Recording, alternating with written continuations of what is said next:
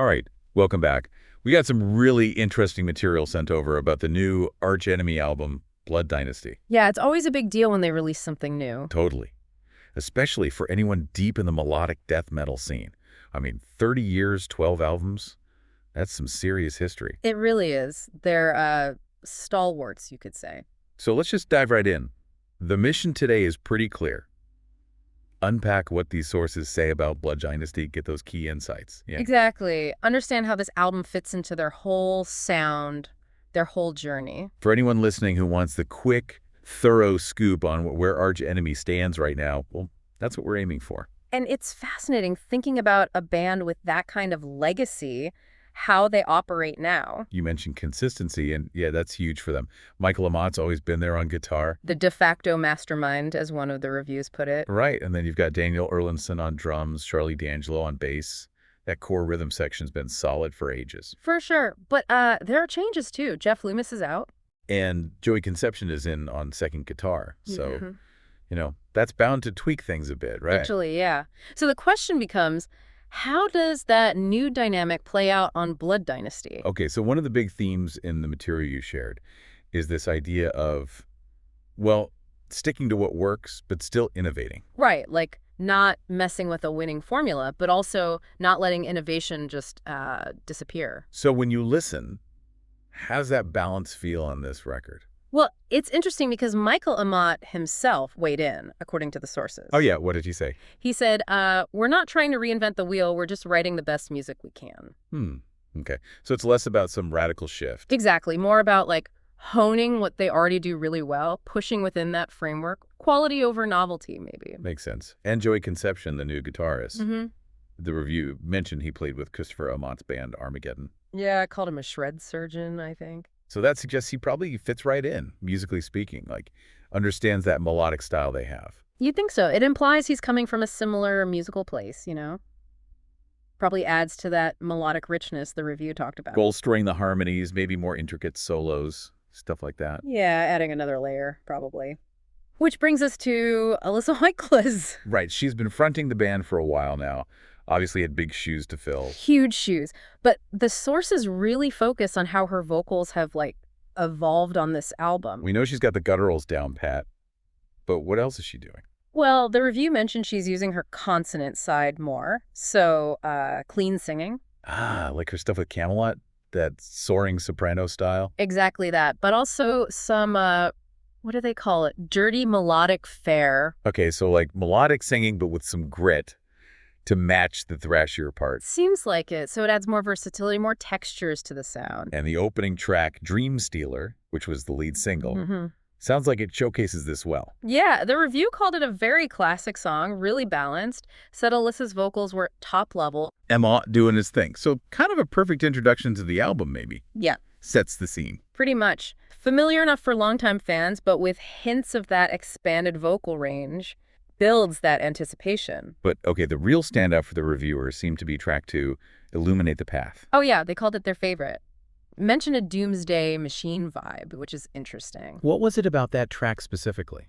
Well, one key thing the reviewer noted was Alyssa's vocals sounding increasingly similar to Angela Gasso's on that one. Really? So maybe even more powerful, more aggressive. Potentially. Like she's really settled into her own commanding voice within the band now. And musically. Just loaded with riffs, described as very melodic, very catchy, and at the same time aggressive. Quintessential Arch Enemy, basically. Okay, so that track kind of bottles their core appeal. Yeah, exactly. Hits all the right notes for what people love about them. Then there's March of the Miscreants right after. Yeah. Described as similar, catchy, melodic. Following that formula, yeah. But it also mentioned a very good dynamic buildup. So it's not just repeating itself.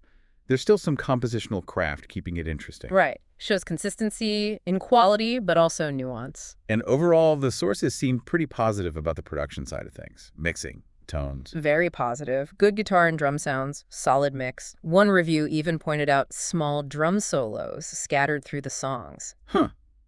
Little details like that suggest they're really paying attention to the whole package. Absolutely. It paints a picture of a, meticulously crafted record. But it wasn't all praise, was it? There was mention of some filler tracks later on. Right. Specifically Presage and Vivre Libre. Vivre Libre. That was the clean vocal ballad. Yeah.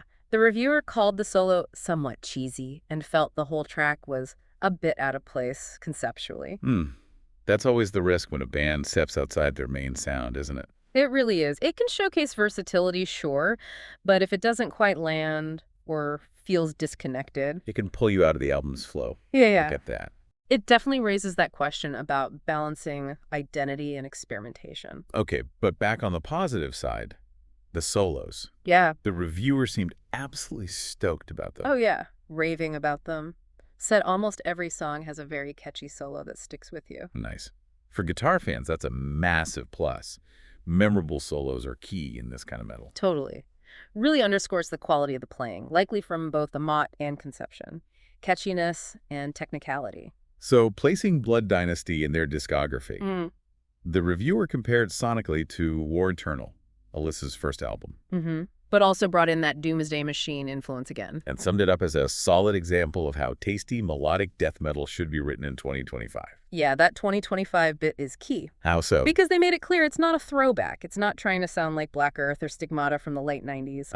Okay. So manage expectations if you're looking for that specific old-school melodeath sound. Right. They put it more alongside recent stuff from bands like Amon Amarth or Soilwork, modern melodic death metal. Gotcha.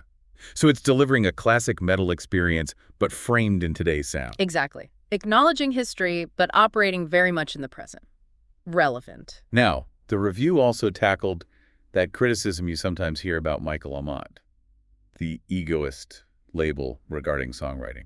Yeah, but the reviewer pushed back hard on that. What was the counterargument? Basically that, hey, it's always been his project, his vision, and crucially that he consistently delivers really high-level musicianship. Especially compared to some other Gothenburg bands that maybe haven't aged as well, according to the reviewer.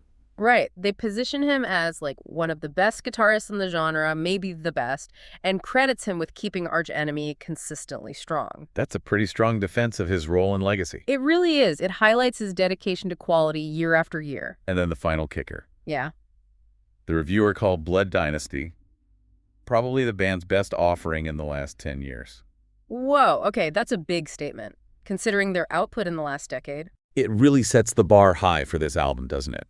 Suggests it's more than just another solid release, a potential standout. Makes it definitely worth checking out for anyone following the band or the genre. So let's try and sum this up for everyone listening. What we're getting from these reviews is that Arch Enemy's Blood Dynasty is pretty much delivering the goods. High-quality melodic death metal, signature riffs, strong performances. And Alyssa Whiteglass is really stepping up, mixing those powerful gutturals with impressive clean singing now, too. Yeah, that vocal evolution seems like a key feature. And those solos definitely a highlight mentioned repeatedly. There might be a couple of tracks, like that ballad, that divide opinion a bit. Yeah, the filler or experimental tracks might not land for everyone. But overall, the consensus seems to be strong, modern melodeath. Not a 90s throwback, but very much a 2025 statement. And potentially their best work in a decade, according to at least one perspective, a testament to their enduring quality. Shows a band that knows its strengths, but isn't afraid to tweak the formula, explore a little. Exactly. Offers a pretty compelling listen. Which leaves us with a final thought to chew on.